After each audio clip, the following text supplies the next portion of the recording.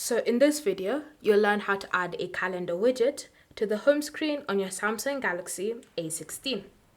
So the first step is to access the home screen editor.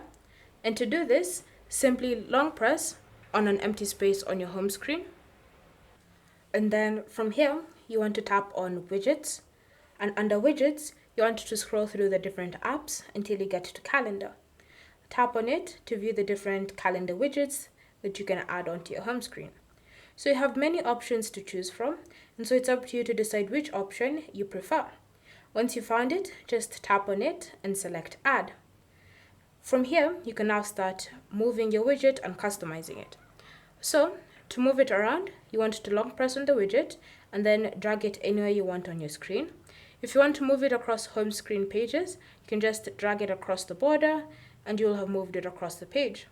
You can move it up, down, sideways, it's up to you. Then once you found the perfect location, you can just let go of the screen. Some widgets, calendar widgets that you choose can allow you to decrease the size or increase the size, but it just depends on the widget that you've chosen. This one doesn't allow me to do that, but if you've chosen a smaller widget, maybe you'll be able to make it bigger or longer. So now you want to be able to customize the widget to your liking, so you want to change colors. To do that, again, long press on the widget and then select Settings.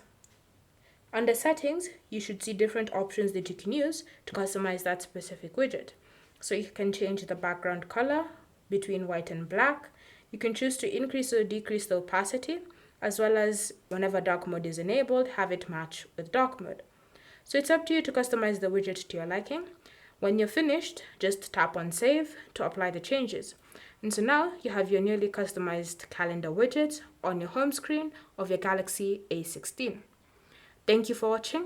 If you have any questions or comments, leave them down below and we'll get back to you.